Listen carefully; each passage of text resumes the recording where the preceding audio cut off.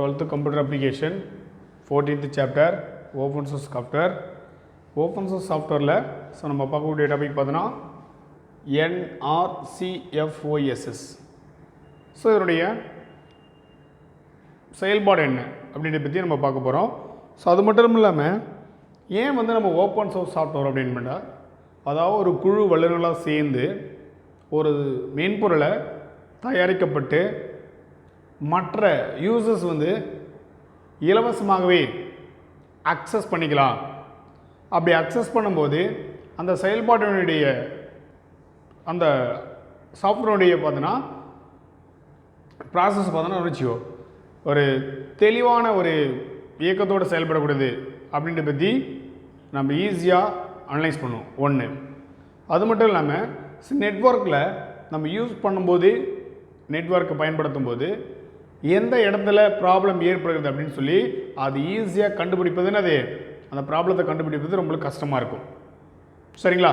So அந்த மாதிரி பிரச்சனை வரும்பொழுது நம்ம நெட்வொர்க் பயன்படுத்திகிட்டே இருக்கிறோம், கெனாட் பி சர்வர் பேஜஸ் அப்படின்னு சொல்லி வருது.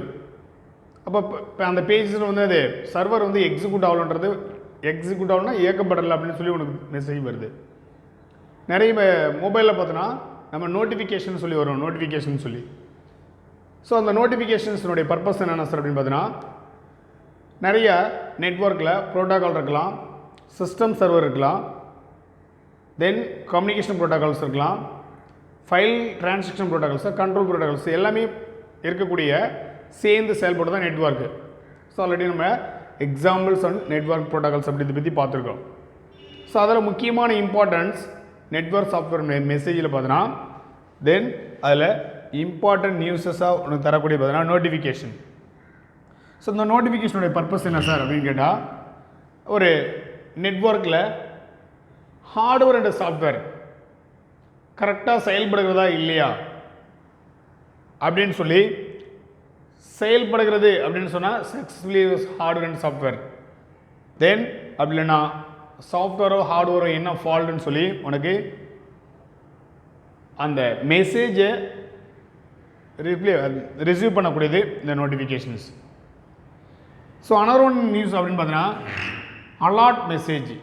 ஸோ அலாட் மெசேஜ் அப்படின்னா சார், நெட்வொர்க்கை பயன்படுத்தும் போது நெட்வொர்க்கில் ஏதாவது ப்ராப்ளம், ஸோ அதை பிழை ஏற்படுகிறது அப்படின்னு சொல்லி, பிழை இருக்கிறதா இல்லையா அப்படின்னு சொல்லி உனக்கு அலாட் மெசேஜ் தரக்கூடியது பார்த்தீங்கன்னா இந்த அலாட் மெசேஜ். ஸோ இது எல்லாமே ஒரு நெட்வொர்க்கை பயன்படுத்தும் போது உருவாக்க ஹெல்ப் பண்ணக்கூடியது, ஒரு ஹெல்ப்பாக உதவியாக செய்ய பயன்படுத்தக்கூடியது. ஸோ அந்த மாதிரி ஒரு NRCFOSS பர்பஸ் என்னன்னு கேட்டால், the national resource centre for free and open source software and institutions, the government of India. So இந்திய அரசாங்க ஒரு அமைப்பால் உருவாக்கப்பட்ட ஒரு நிறுவனம் தான் FOSS, அதாவது free open source software. Free, F means free, O means open, S means source, S means software. So இந்த இந்திய அரசாங்கத்தால் உருவாக்கப்பட்ட ஒரு ஓப்பன் சோர்ஸ் சாஃப்ட்வேர் அப்படின்ற ஒரு நிறுவனத்தின் மூலம் அதனோட அடிப்படையில் உருவாக்கப்பட்டது தான் இந்த FOSS. ஓகே, தென் இதில் சம்மந்தப்பட்ட நிறைய ஒரு அமைப்புகள் இருக்குது. அதாவது ஓப்பன் சோர்ஸ் சாஃப்ட்வேரில் சம்மந்தப்பட்ட ரிலேட்டடான நிறைய நிறுவனங்கள் இருக்குது. ஸோ ஆர்கனைசேஷனாக நிறுவனங்கள்ன்றது உங்களுக்கு நல்லா தெரியும். அதில் அப்பாச் சாஃப்ட்வேர் ஃபவுண்டேஷன்ஸ் அப்படின்ற ஒரு நிறுவனம். இந்த நிறுவனத்துடைய பர்பஸ் என்ன? ஸோ அந்த நிறுவனம் எல்லாம் சேர்ந்து ஒரு குழுவாக சேர்ந்து, இல்லை அந்த தனிப்பட்ட ஒரு நிறுவனமாக சேர்ந்து என்ன பண்ணால் நிறைய சாஃப்ட்வேர் என்ன பண்ணிருக்காங்க, உருவாக்கியிருக்காங்க. அதில் XAMPP அப்படின்ற ஒரு சாஃப்ட்வேர் உருவாக்கியிருக்காங்க எக்ஸாம்பிளாக. அப்போ நம்ம SQL நம்ம பயன்படுத்திருப்போம், XAMPP அப்படின்னு சொல்லக்கூடியது. அதில் இந்த இடத்துல என்ன பண்ணிருக்காங்க, அப்பாச் அப்படின்ற ஒரு சாஃப்ட்வேர் நிறுவனம் நிறைய நிறுவனத்துக்கு, அதில் ஒன் ஆஃப் த நிறுவனம் பார்த்தோன்னா அப்பாச்சி சாஃப்ட்வேர் ஃபவுண்டேஷன்ஸ். தென் அது மட்டும் இல்லாமல் டாக்குமெண்ட் ஃபவுண்டேஷன்ஸ், நிறைய டாக்குமெண்ட் என்ன பண்ணுறோம் நிறைய ஆவணத்தை உருவாக்குறோம். அந்த ஆவணத்தை உருவாக்குறதுக்கான என்ன இருக்குது, எல்லா டாக்குமெண்ட்ஸும் ஃப்ரீயாகவே கிடைக்குது.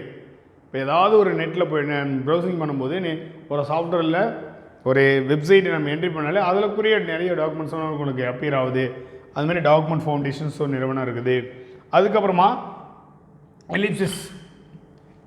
எக்லிப்ஸ் அப்படின்னு சொல்லக்கூடிய ஃபவுண்டேஷன்ஸ் ஒரு நிறுவனம் இருக்குது.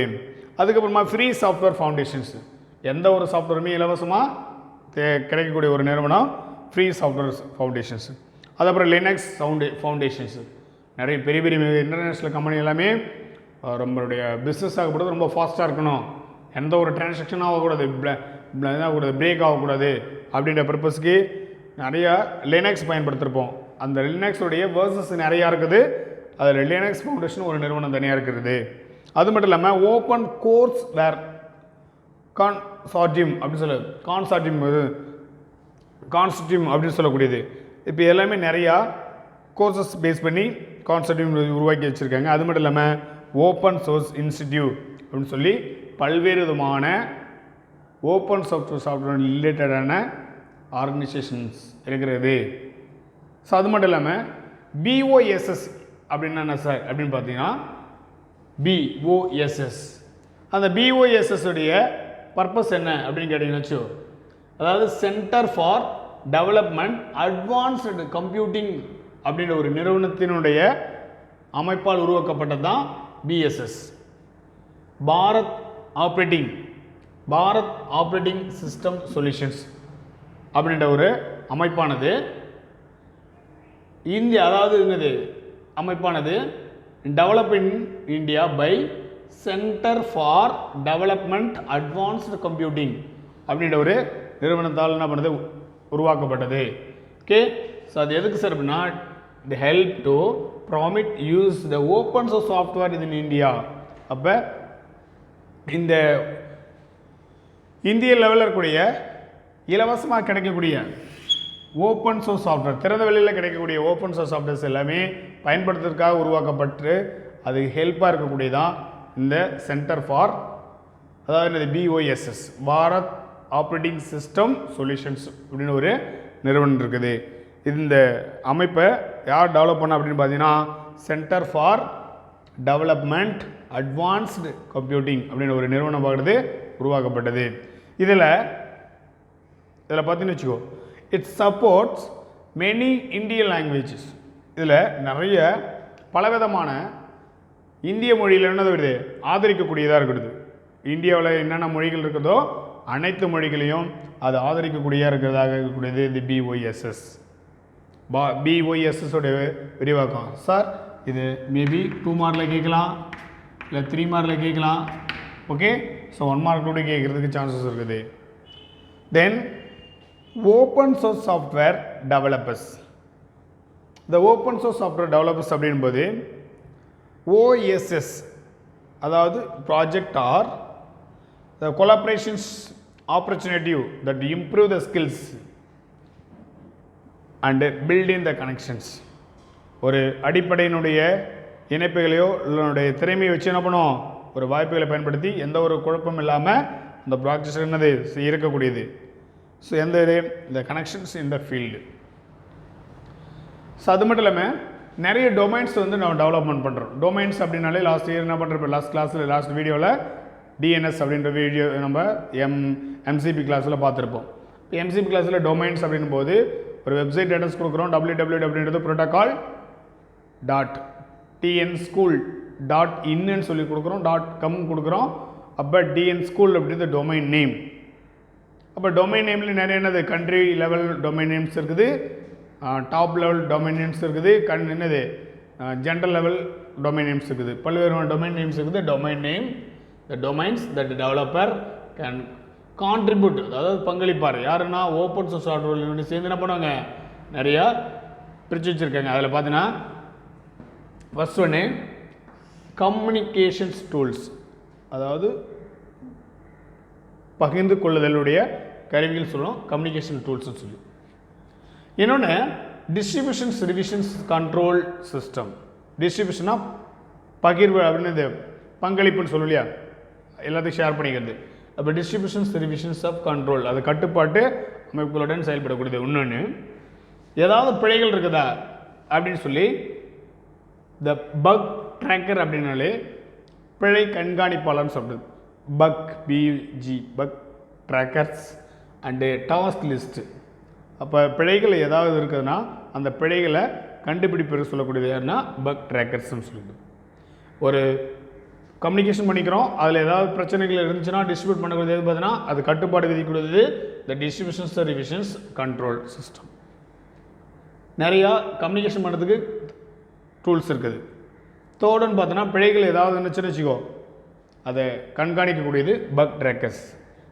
ஸோ அதுக்கடுத்து பார்த்தோன்னா டெஸ்டிங் அண்டு டியூபக்கிங் எரர்ஸ், அது சோதனை செய்யக்கூடியது. டியூபக்கிங் அப்படின்னாலே சோதித்தல் அப்படின்னு சொல்லுவோம். டெஸ்டிங் சொல்கிறதுனா சோதனை செய்யும் இல்லையா.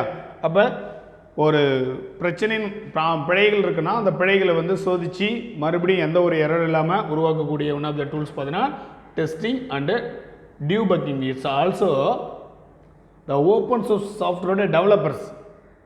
It's also 4 points. So very important 3 mark. இந்த 4 பாயிண்ட்ஸ் பார்த்தோன்னா ஒரு 3 மார்க்கில் கேட்குறாங்க. So what are the open source software developers அப்படின்னு கேள்வி கேட்குறாங்க. அப்போ அந்த கேள்வி கேட்கும்போது யார் யார் பார்த்தீங்கன்னா ஒன்று கம்யூனிகேஷன் டூல்ஸ், அதாவது இன்னொன்று பார்த்தோன்னா டிஸ்ட்ரிபியூஷன்ஸ் ரிவிஷன்ஸ் கண்ட்ரோல் சிஸ்டம். தேர்டுன்னு பார்த்தோன்னா bug trackers and task list. ஃபோர்த்துன்னு பார்த்தோன்னா டெஸ்டிங் அண்டு டியூபக்கிங் டூல்ஸ். இந்த மாதிரி ஒரு 4 டூல்ஸ் டெவலப்பர்ஸ் இருக்கிறாங்க. இந்த 4 டெவலப்பர்ஸுடைய பர்பஸ்ன்னு கேட்டால் ஒரு ஓப்பன் சோர்ஸ் சாஃப்ட்வேருடைய என்ன பண்ண ஒரு உருவாக்கப்பட்ட இந்த அமைப்பில் தான் என்ன பண்ணோம் ஒரு ஓப்பன் சாஃப்ட்வேர் என்ன பண்ணோம் உருவாக்கும். எப்படின்னு கேட்டிங்கன்னா ஒரு சாஃப்ட்வேரை நம்ம டெவலப்மெண்ட் பண்ணுறோம். அப்போ டெவலப்மெண்ட் பண்ணும் பொழுது அந்த டெவலப்பர் ஒருத்தர் அந்த டெவலப்மெண்ட் பண்ணி சேர்ந்து செயல்பட வைக்கக்கூடியது. சப்போஸ் எரர் வந்துச்சுன்னா அதை ரெக்டிஃபை பண்ணக்கூடியது.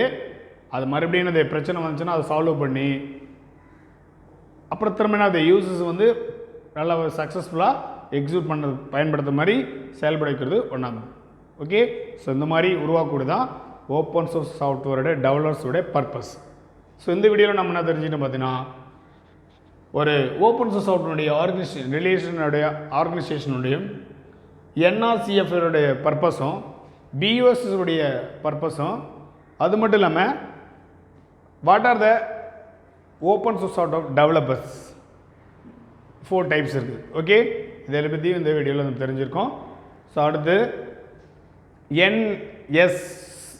அதாவது என்னது நேஷ்னல் சிமுலேட்டர்னு சொல்லக்கூடிய அடுத்த வீடியோவில் நம்ம அதை பற்றி பார்ப்போம். தேங்க்யூ ஸ்டூடெண்ட், தேங்க்யூ ஃபார் வாட்சிங்.